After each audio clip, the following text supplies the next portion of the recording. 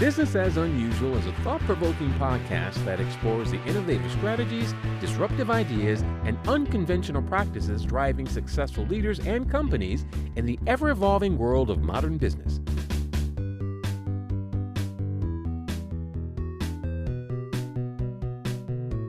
Subscribe, comment, and share for weekly inspiration with our host, Aicila.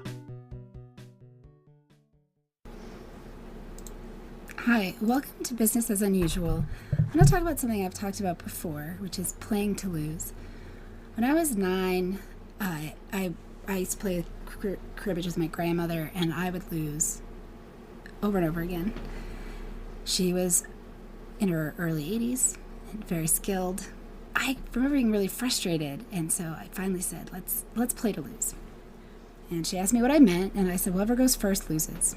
And it all worked out. Since I was the one always crawling along the back would suddenly be the place to be, and I'd win the game.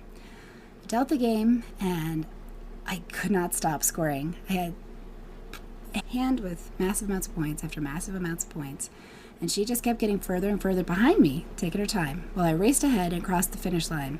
Lost the game I'd invented to finally have a win. Was, at the time, perplexed, frustrated.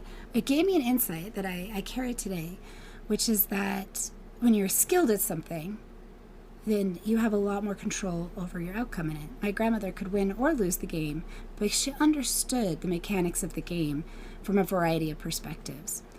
And so that was, it was a good lesson in the long time. And the other thing that was kind of cool was the next game that we played. We played a couple to lose in a row, because I was like, no, I bet I can lose. I can lose.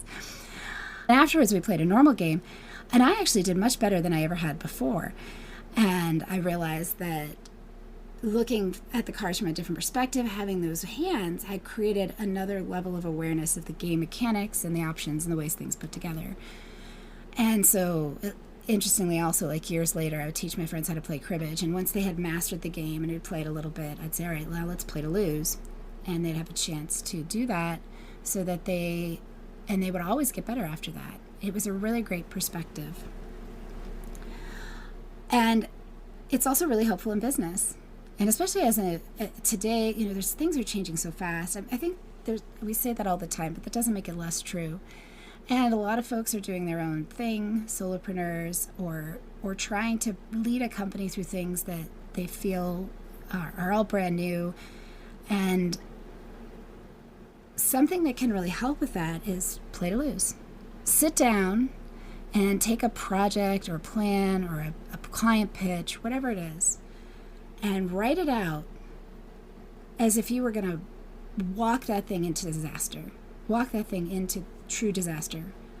Identify what losing means, whether that's not delivering what you promised, blowing the deadline, standing up in front of a group and going blank, and then reverse engineer your way to each real loss, and get really specific. If you go looking for how to fail, you find assumptions that you've been working under that are shaping how you plan before you've even started the project. And it just gets you out of your own head. It gives you an opportunity to create something with real purpose behind it. This can, in terms of the energy equation and the different energies that I talk about, this can kind of work with all of them. It leans really heavily into your creative energy and in the ways in which sometimes you might stuff that down to be efficient. I certainly will do that. And by playing to lose, by really looking at what creates disaster here, you can allow yourself to see unexpected problems, unexpected opportunities, resources you might be overlooking, and creative ways to move towards the things that you're most interested in that may have been out of scope or out of sight otherwise. Sometimes, like in the card game, just having done that, when you go back into plan, even if you don't consciously take it with you, you'll have a new dimension to what you're looking at. You'll see points that you didn't see before. I challenge you to take a project, maybe one you're avoiding, maybe one you're really excited about, and write the failure version. or talk it out with a friend if that's easier for you. What does that look like? What does losing look like in this scenario? And then how do you lose? What are the moves that get you to a real loss? And don't try to solve those things or prevent them. Just go through, let that list exist and read it back. And notice what comes up. I'm interested too. Let me know if you do it, what comes up for you. I also think on another level, it can just get you more comfortable with the idea that failure happens. And that's, speaking to last week, it's really good to understand that it's a possibility. Not because we're going to seek it out, but because we don't want to be afraid of it. We don't want to react to things out of a fear of failure. Noticing that it's an option, not reacting out of fear, can make a big difference. And mapping it out can make it feel like just more a part of playing the game and less like something to be noted in a big way. What would you have to be willing to look at in order to map your way to failure on something you're currently avoiding? If you want to read on which energy you've actually got to spend right now, the energy snapshot is free and just takes a few minutes. Bicurean.com/energy snapshot. Thanks for tuning in.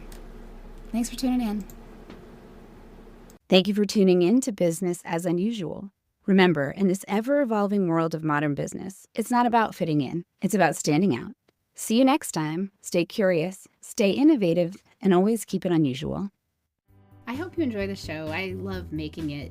If you did enjoy it, consider hopping over to the review portion of the platform you listen on and letting other people know about it.